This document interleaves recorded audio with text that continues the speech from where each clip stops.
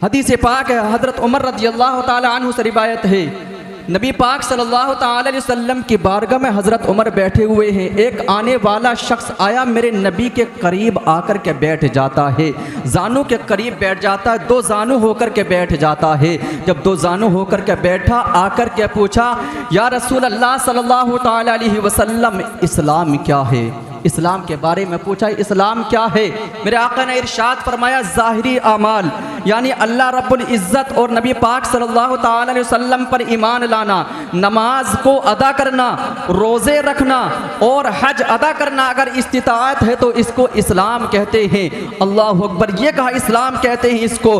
तो उस जो कहने वाला जो अर्ज़ कर रहा था, पूछ रहा था, तो उन्होंने जवाब सुनने के बाद कहा, सदक़ता, आपने सच कहा। अल्लाह अकबर। हज़रत उमर रज़ियल्लाहु ताला अन्हु सोच रहे हैं, ताज्जुब से सोच रहे हैं कि आने वाला पूछ भी रहा है कि इस्लाम क्या है, जवाब सुनने के बाद कह भी रहा है कि सदक़ता, तुमने सच कहा है। फिर ईमान के बारे में पूछता है, तो ईमान के बारे में मेरे आका करीम सल्लल्लाहु ताला अलैहि वसल्लम इरशाद फरमाते हैं, एतक़ाद बातिन यानी अल्लाह और उसके रसूल पर ईमान लाना, क़यामत के दिन पर ईमान लाना, जन्नत पर ईमान लाना, इसको ईमान कहते हैं। अब इस्लाम और ईमान के मजमूए को जो कहा जाता है उसको दीन कहा जाता है।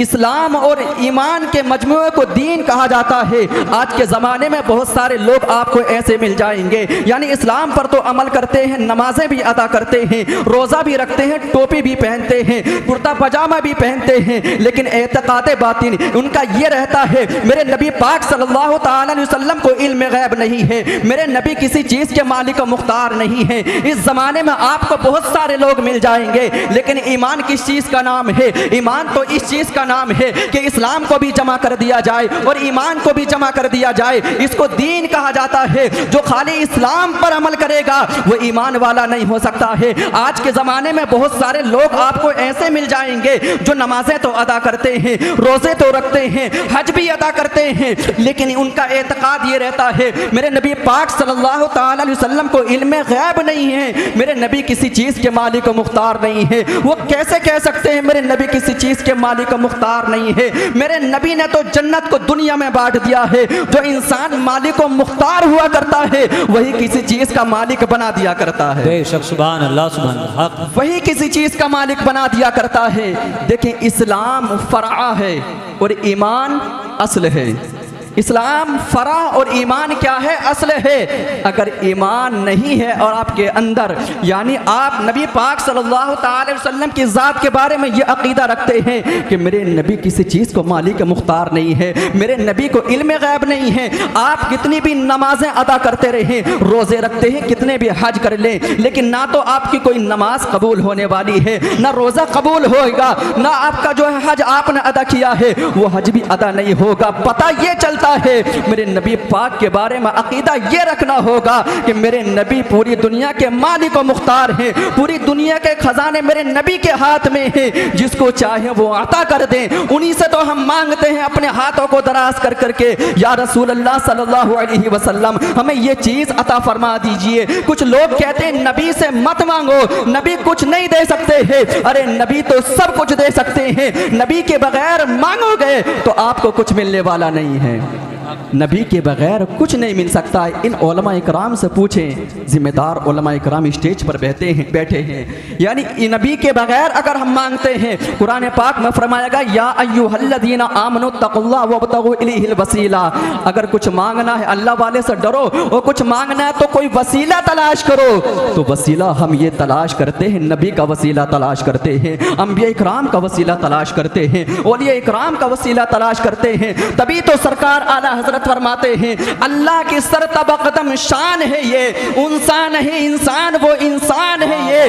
कुरान तो ईमान बताता है ही नहीं, ईमान ये कहता है मेरी जान है ये, ईमान ये कहता है मेरी जान। नारे तकबीर, नारे रिसालत, शायर इस्लाम राशिद रजा मरकजी साहब किबला, नारे तकबीर, नारे रिसालत, या रसूल अल्लाह। बैठे बस थोड़ी देर में इन्हीं के हवाले में माइक कर रहा हूँ। कुरान पाक में फरमाया गया, इन्ना दीना इंदल्लाहिल इस्लाम। पता क्या चला? इस्लाम और ईमान के मजमुए का नाम क्या है? दीन है। इस्लाम पर खारी अमल करेंगे और नबी के बारे में ये अक़ीदा रखेंगे कि किसी चीज़ के मालिक व मुख्तार नहीं है, तो वह इंसान ईमान वाला नहीं हो सकता, वह इंसान मोमिन नहीं हो सकता। अल्लाह अकबर। आजकल हमारे जहनों में ये बात रहती है, हम इस बात से खौफ खाते हैं कि दुनिया की हुकूमत है, ये हिंदुस्तान की हुकूमत है, ये हमारे इस्लाम को क्या है नुकसान पहुंचा देगी, हमारे इस्लाम को नुकसान पहुंचा देगी, हमारे इस्लाम को ख़त्म कर देगी। मैं आपको ये पैगाम देना चाहता हूँ, अरे इस्लाम क्या चीज़ है? इन्ना दीन इंदल्लाहिल इस्लाम, इस्लाम तो अल्लाह का पसंदीदा दीन है। तो दुनिया में कौन ऐसा पैदा हुआ है जो अल्लाह के पसंदीदा दीन को मिटा दे? कोई ऐसा दुनिया में आज तक पैदा नहीं हुआ है जो अल्लाह के पसंदीदा दीन को मिटा दे। अरे ये उस वक्त की बात है जो इनके बाप दादा बड़े ताकतवर हुआ करते थे, बड़े फर्राटेदार इंग्लिश बोला करते थे, अंग्रेजी की हिमायत इनको हासिल थी। ये आज के लुच्चे लपंगे ये समझते हैं कि हमारे दीन को मिटा दिया जाएगा, हरगिज नहीं मिटेगा। मैं आपके जहन में एक बात डालना चाहता हूँ, आपको ये पैगाम देना चाहता हूँ, अपने जहनों से ये ख्याल निकाल दें कि कोई हमारे इस्लाम को नुकसान पहुँचा सकता है, कोई हमारे दीन को नुकसान पहुँचा सकता है। हरगिज हरगिज कोई दीन को नुकसान नहीं पहुँचा सकता है, क्योंकि इस्लाम का मुहाफिज अल्लाह रब्बुल इज़्ज़त है, इस्लाम का मुहाफिज रहमतुल लिल आलमीन सल्लल्लाहु तआला अलैहि वसल्लम है। अगर हमें खौफ खाना है तो किस चीज़ से खौफ खाना है कि हमारी उम्र 60 साल हो गई है, जब से बालिग हुए हैं, हमारी कितनी नमाजें क़ज़ा हो गई हैं। खौफ खाना है तो इस बात का खौफ खाओ हमारी कितनी नमाजें क़ज़ा हो गई हैं। खौफ खाना है तो इस बात का खौफ खाओ हमारे कितने रोज़े क़ज़ा हो गए हैं। खौफ खाना है तो इस बात का खौफ खाओ हमारी जवानी कहाँ गुजर रही है, हमारा वक्त कहाँ गुजर रहा है, हम रातों को अपना वक्त कहाँ गुजार रहे हैं, मस्जिद में गुजार रहे हैं या होटलों पर गुजार रहे हैं। अगर खौफ खाना है अपने आमाल पर खौफ खाना है, अपनी ज़िंदगी पर खौफ खाओ। अगर अपनी ज़िंदगी पर खौफ खा लिया है तो कसम खुदा की दीन भी कामयाब, दुनिया भी कामयाब हो जाएगी और आखिरत भी हमारी कामयाब हो जाएगी। सुभान अल्लाह, सुभान अल्लाह।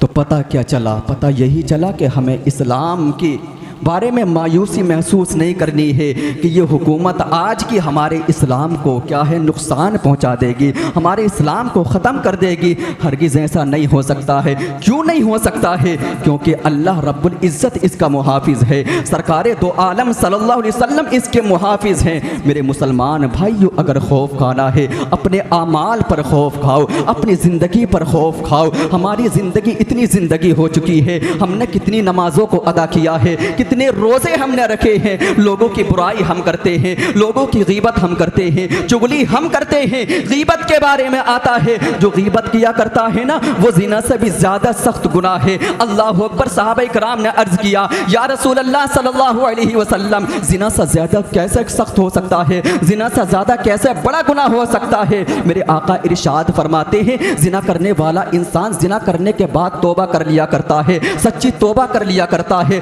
जो अल्लाह की बारगाह में सच्ची तौबा किया करता है, अल्लाह रब्बुल इज़्ज़त उसके तमाम गुनाहों को माफ़ फरमा दिया करता है। लेकिन मेरे मुसलमान भाइयों, अगर किसी की गीबत की है, किसी की चुगली की है, किसी के हमने हंसी मजाक बनाया है, किसी को देख करके हम हंसे हैं, कसम खुदा की जब तक वो बंदा माफ़ नहीं कर देगा अल्लाह रब्बुल इज़्ज़त भी माफ़ करने वाला नहीं है।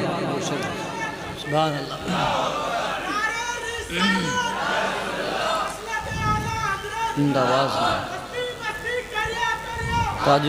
पता क्या चला कि हमें अपने दीन इस्लाम पर रहकर अपने आमाल की फ़िक्र करनी है। हमने कितनी नमाजें अदा कर ली हैं उसकी फ़िक्र करनी है। आप इसकी फ़िक्र जो है बिल्कुल ना करें कि हमारे इस्लाम को नुकसान पहुंचाया जा रहा है। अरे जब 40 थे उस वक्त ये कुछ जो है नुकसान ना पहुंचाए, आज तो करोड़ों की तादाद में है, ये कैसे इस्लाम को नुकसान पहुंचा सकते हैं? नहीं, इस्लाम को नुकसान पहुंचा सकते हैं। अल्लाह रब्बुल इज़्ज़त फरमाता है, इन्ना दीना इंदल्लाहिल इस्लाम, बेशक अल्लाह के नज़दीक पसंदीदा दीन इस्लाम है। बस आपसे यही कहना है, इस गुफ्तगू पर अमल करने की कोशिश करें। अल्लाह रब्बुल इज़्ज़त की बारगाह में दुआ, अल्लाह रब्बुल इज़्ज़त इस गुफ्तगू पर सबसे पहले मुझे, बाद में आपको अमल करने की तौफ़ीक़ अता फ़रमाए। व आखिरु दावाना अनिल हम्दुलिल्लाहि रब्बिल आलमीन। अस्सलामु अलैकुम व रहमतुल्लाहि तआला।